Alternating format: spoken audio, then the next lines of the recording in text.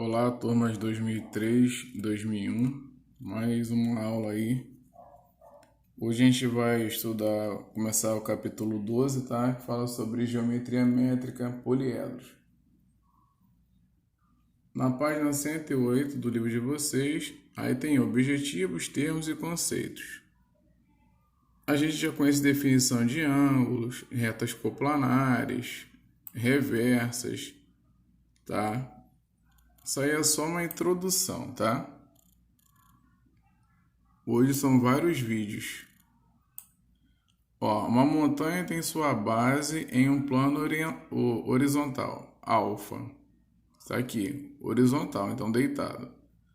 Para calcular a altura, né, dessa montanha, que a gente chama de H, em relação ao plano alfa, uma topógrafa posicionou seu teodolito, que é um instrumento para isso, específico para isso, tá? Em um ponto A do plano e visou o topo B da montanha, através da luneta. Medindo assim o ângulo que a reta AB forma com o plano alfa.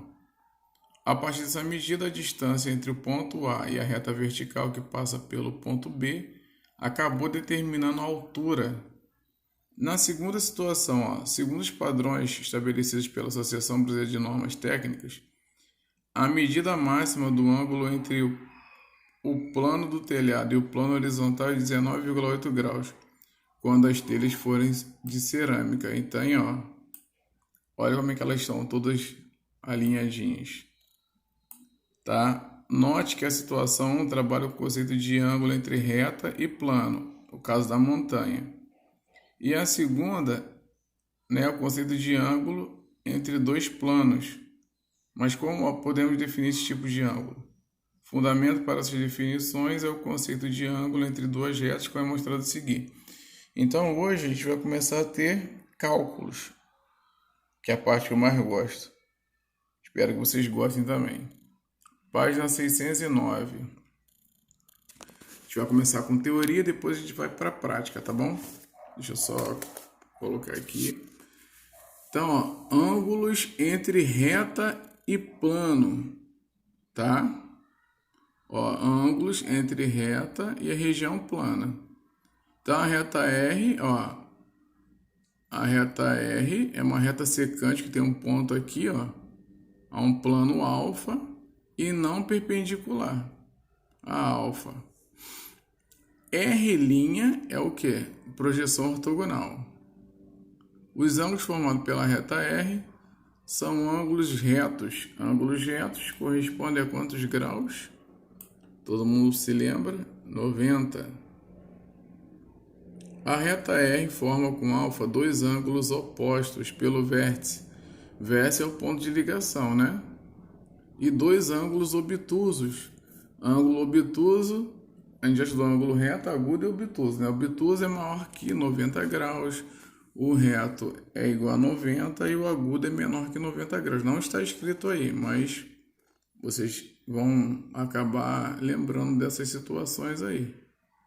Então, ó, convencionamos que o ângulo formado por uma reta S e um plano alfa, com a reta S sendo paralela a alfa, significa que a reta S está contida no plano alfa.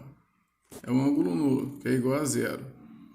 Agora, ângulo entre dois planos. Ó, sejam A e B dois planos secantes e T a reta comum a esses planos. Os ângulos formados por alfa e beta são os ângulos formados por duas retas RS, perpendiculares a T. Com isso, a reta R vai estar contida no plano alfa e a reta S também. Olha a figura aí. Por enquanto está na parte teórica. Então, ó, retas concorrentes, RS, e aqui, ó, RS são retas o quê? Reversas, tá? Então, a gente pode observar aí que a gente tem a reta T cortando aí, ó, a reta R e a reta S.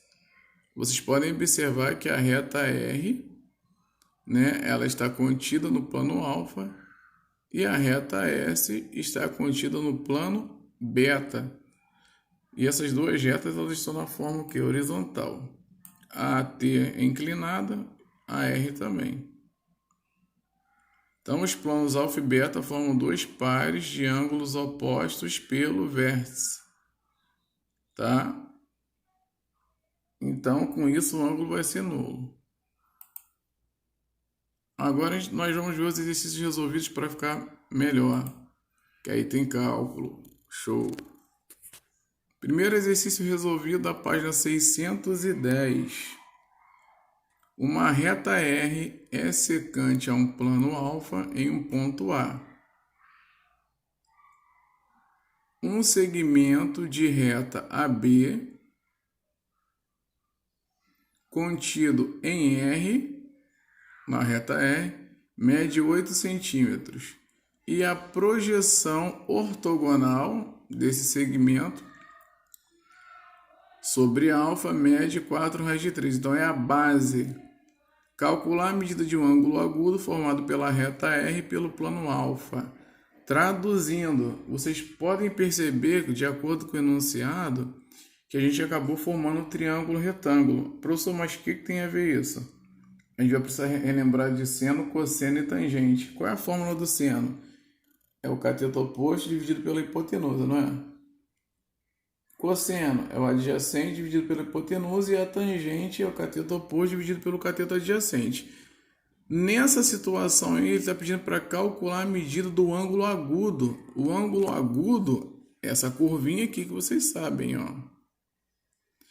O 8 é o maior lado do triângulo, é o oposto ao ângulo reto, então é a hipotenusa. Isso aqui é o quê? É um cateto, né?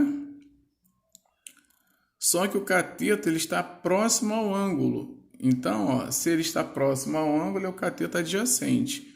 E aqui a hipotenusa, qual é a fórmula que eu uso?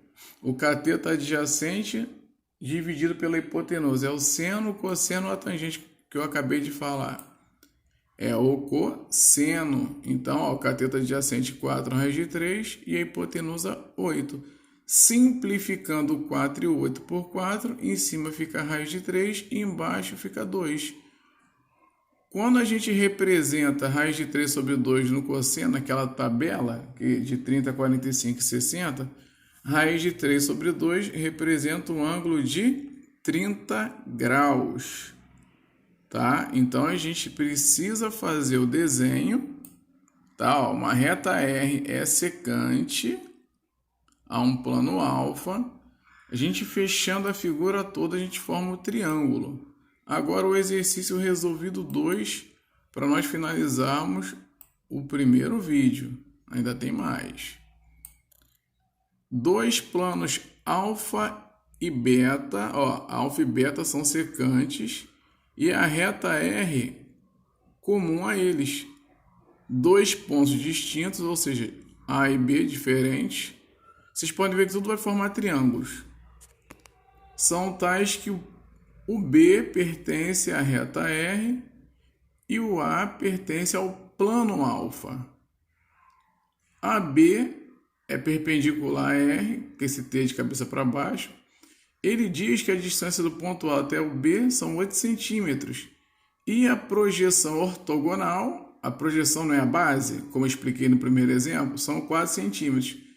Calcular a medida de um ângulo agudo formado por alfa e beta.